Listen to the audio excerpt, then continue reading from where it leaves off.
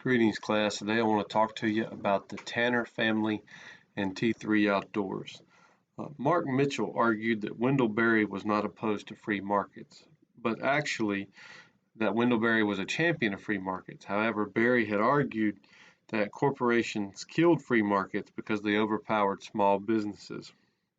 Berry said that the industrial national economic society had replaced the local agrarian society. And so Mitchell made the comment that people should shop locally. They should shop at local stores. Obviously, throughout the last few decades, a lot of big companies have put small companies out of business. Small local clothing stores and things like that have been beaten by companies like Walmart and now Amazon.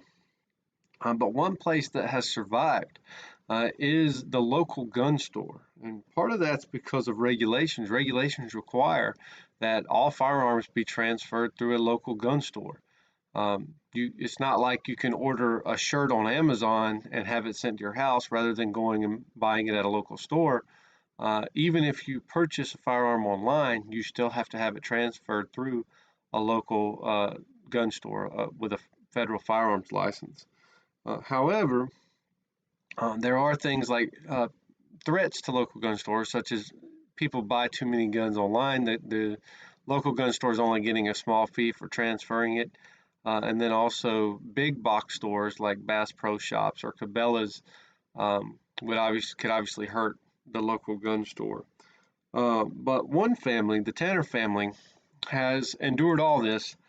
And so starting in the 1960s, the Tanner family opened a general store, and their purpose was basically to sell feed and certain farming supplies and things like that.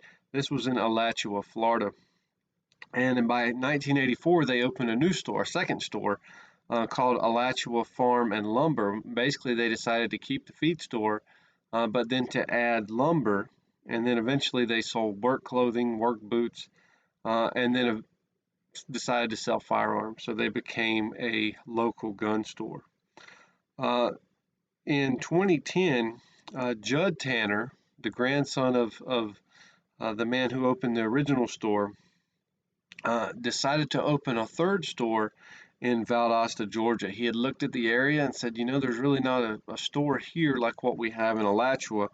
And so he opened T3 Outdoors. T3 standing for it is the third Tanner store. And also Jud Tanner had three sons that he wanted to somehow incorporate into the name of his store. Jud Tanner only had 2 semesters of college. He went to college, he did 2 semesters, he said this wasn't for him. So he didn't really have a college education, but he has the experience of working in the family store for the last several decades.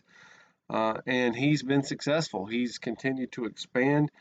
He went from selling just feed and firearms and certain sporting goods like that to selling a lot of clothing, and not just hunting clothing or work clothing, but fashionable clothing and clothing that you can't really get anywhere else, clothing that's not available at the local mall or at Walmart or anywhere like that. And so he's selling brands that are available locally, and people can go there and try them on, things like that. His advice is to start slow. He said, the company has started slow, but it's grown. And he says to take the advice of others, listen to what other people have to say.